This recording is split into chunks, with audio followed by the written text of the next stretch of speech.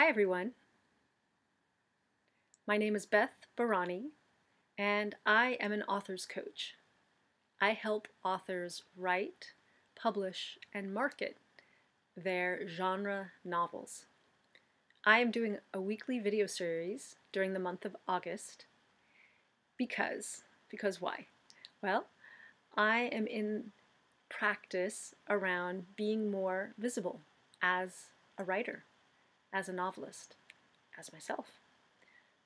I am on a quest for integration between all the parts of myself. The part that teaches, the part that writes, the part that dreams, the part that plays. So I am here today to talk about my deep listening practice. I guess you could call it a spiritual practice. I have some issues with calling it a spiritual practice, but that's essentially what it is. So, what I would like you to get out of this video today is to be curious about your practice as a writer, the inner practice, the spiritual practice. And why it matters that I am showing up here today and talking to you is that I am somebody who is just like you, a creative writer, and I'm different, just as each one of you is different. And one of the things that makes me different is that I was born with hands that are different. So here you go. So I am also here to show up as me, as fully as I can, and to show you that even if we are imperfect, we can still show up, and we actually have value, because we are all imperfect, and we all have value. So I want to talk a little bit more about my deep listening spiritual practice. So because I'm a writer, I do a lot of my thinking through writing. So I was doing a nightly practice reflecting on the Fibonacci number sequence. And every night I would use the sequence to increase the number and then reflect on it. And I was doing this around my money values. It was very interesting. But one thing I didn't like about it is that it was too imaginary. And so I was having all of my reactions about these large sums of money that didn't really relate to me right now. But what I did like about it was the nightly reflection and the nightly scribbling of my thoughts and feelings. So I realized about 2 weeks ago, you know what, I can make this my own.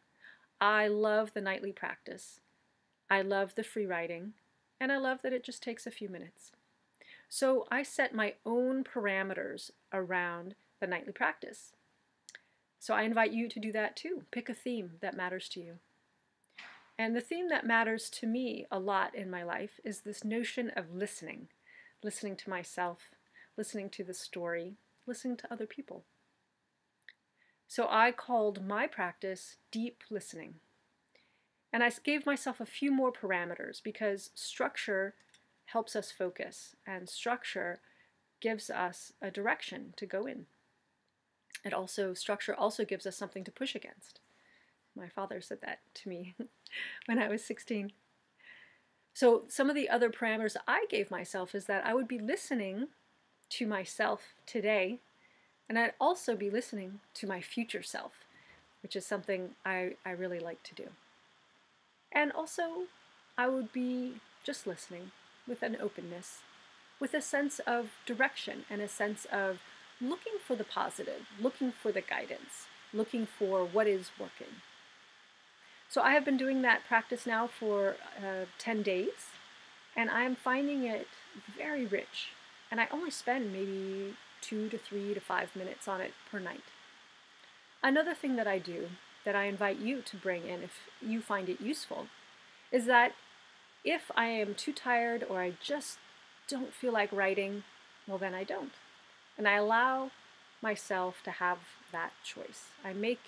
Because this is a process of deep listening.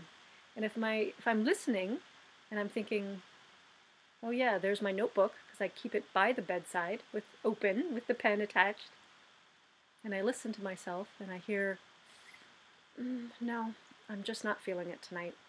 So in the last 10 days, that has happened, I think, twice. And so the next day, what I do is I write the previous day's date, and then I just move on. And I just say the date and, day 9 or whatever it was. So last night was the date and then day 10. And my goal, the last bit of parameter that I'm putting on this is that I decided I would do this as a 15-day cycle. So when I get to day 15, that will be the last day. And then the following day, I can decide what to do next. I may set up another 15-day cycle. I may make it longer.